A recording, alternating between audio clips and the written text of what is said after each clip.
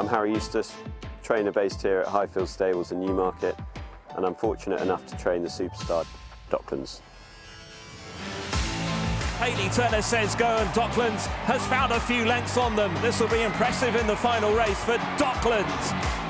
Near side is Docklands, they're wide apart. New Endeavour and Docklands, they head towards the line. It's Docklands. Brazilian and Docklands with the white sleeves, who's getting the better as they race towards the line and beyond the nod, Docklands.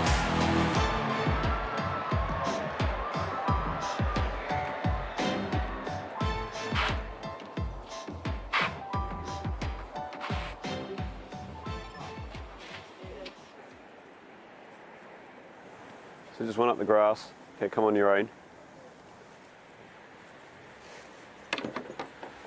He seems to come out of France very well, delighted with that run, and the plan had always then been to sort of freshen him up slightly into Ascot in October. So we've not missed a day with him, and he seems super, yeah, so we're very happy. He loves every day, like he just trains as a very straightforward horse. I haven't got to worry about him at all. He's just an absolute pleasure to be around, and he's obviously by a long way the best horse we've had and have. I've looked after him day one all the way through, and it's been a special journey so far. He's like a big boy.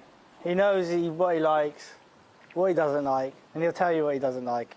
Whenever I whip out a pack of pillows, he turns into a little softie. Comes walking over, head down, big soft eyes like he wouldn't hurt a fly. But you bring out a brush and he's like a dragon, hates it. But, you know, he's great fun to be with.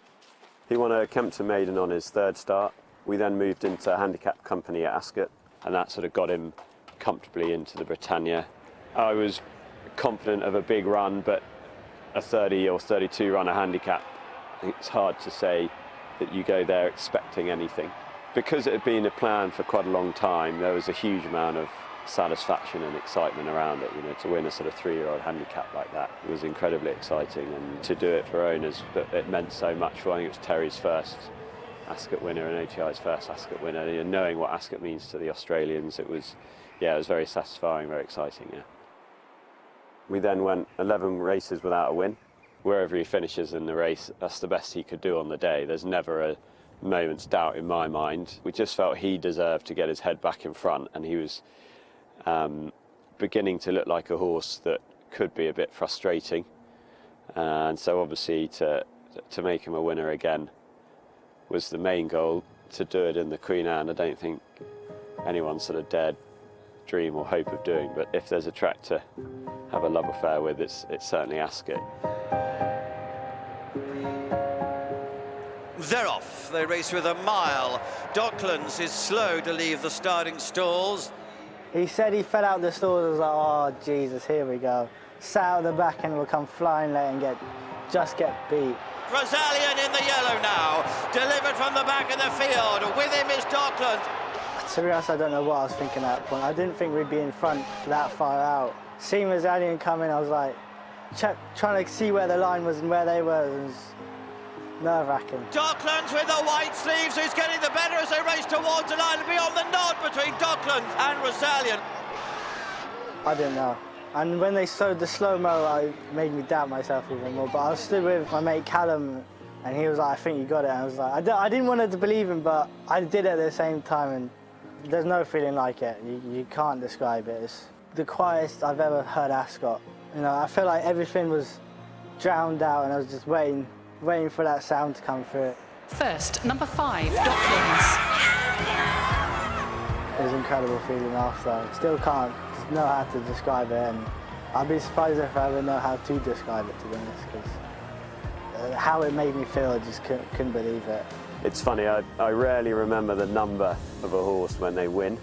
I will never forget that he was number 5 in the Queen Anne, because hearing that number was incredibly special. You know, for some people it's more a relief, whereas it was just sort of pure excitement and joy with him, because he's such a star, and everyone involved is such a massive part of him that it was incredibly fitting that it was a horse like him to do it for us, I think. And the overwhelming sort of reaction from everyone that I met, both, you know, going into the parade ring, the winners' enclosure and the car park was was incredibly touching and very, very special, and it's just a day we'll never forget.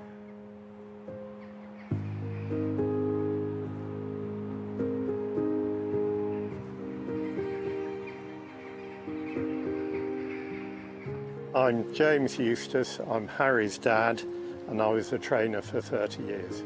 I've got no history in racing at all, but Harry's mother has. Gay's from an illustrious national hunt family, really.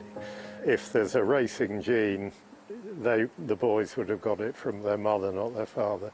You know, he started training when I was 1, so it's been part of our lives as long as I can remember it. So I don't think that at any stage were we not going to go into the industry. It was just a matter of how and in what aspect. But having grown up around the training side of it, the satisfaction and the sort of joy of winners is felt so closely there, and it's something that we had just inherently grown up with, that was always really going to be the path for us. David went and sought fame and fortune down in Australia and found it. Australia was very, very good to David, and Kieran Maher was very, very good to David. When David got the opportunity to go to Hong Kong, he took it. And after sort of 30 years, we'd always sort of, Gay and I had always slightly planned that Harry would take over from us. We didn't really mind, didn't matter that Harry was the eldest, but fate just decreed that David went to Australia, and Harry decided he wanted to set up here. I am still involved. I try not to interfere. I hope Harry thinks I don't interfere too much. I'm head's groundsman. All this neatly cut grass you see is down to me. In fact, I'm the only groundsman, but I ride Sid the hack out 2 lots every day for my own pleasure, frankly. I hope that on occasion is useful. I try not to fall off him too often. He worked incredibly hard at it, which everyone does, but none more so than the way Mum and Dad did it. I think they bought a yard just before the interest rates spiked, and so they had sort of backs against the wall from day dot, really, from doing it. Honestly, the biggest lesson it taught us more than anything was that the whole thing is a marathon, not a sprint. There's a lot of grinding and a lot of long days, and it takes a huge amount of work and effort to get anywhere in it, and it doesn't happen quickly, or trying to do it quickly maybe doesn't sort of allow for longevity. So he was a very good horseman. He loved both the jumps and the flat, and dabbled in both for most of his career. I think just work ethic and the general sort of mentality of it and the outlook on it is something that they instilled at us from the get-go, and I hope that the hard work they've put in they're now sort of reaping the enjoyment of it now. Yeah.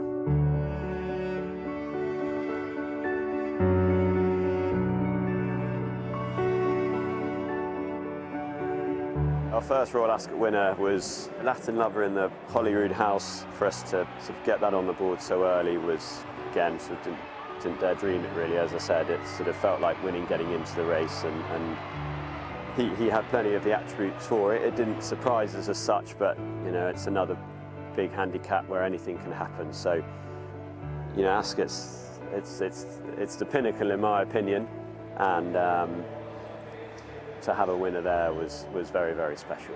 I think what was incredibly satisfying was to then come back the next year and have another winner and sort of prove it wasn't a fluke, I suppose. So our Ascot record, it's definitely skewed by Docklands, because his record alone is sort of fantastic there. So without him it probably wouldn't look as flash. Time for Sandals gave us a second Royal Ascot Group 1 winner.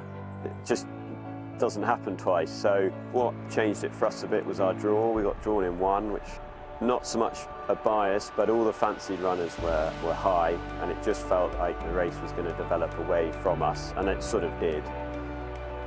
So for her to overcome that and to win the Commonwealth Cup, pulling so far clear of her group, was another extraordinary performance, and it put the voice under a lot of pressure, I can assure you. Yeah.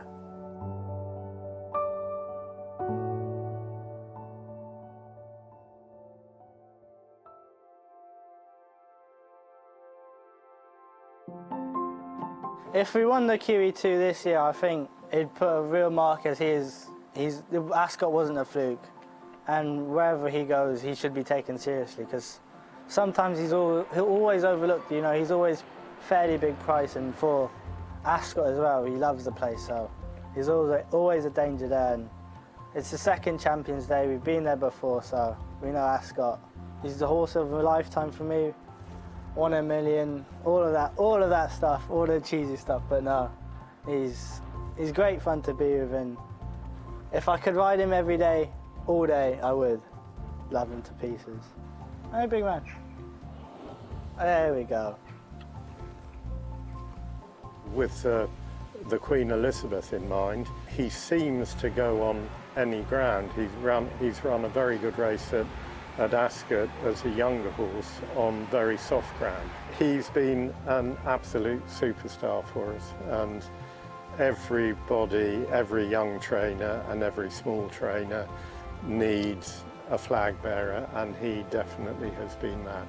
Just to have a runner is very exciting for us, but if we were to be trying to sort of trouble the judge at a meeting like that to win the QE2, we haven't thought about it. It's best not to, I think, but it'd be the culmination of what's been a fantastic year for us. Yeah, he's the epitome of what this whole game is all about. You know, everyone has the chance of being involved in a horse like him. You know, he was 16,000 as a yearling, and he's taken us, you know, everywhere around the world and competes at the top levels. So he's what keeps everyone dreaming, I think. He's the sort of horse that does that, yeah.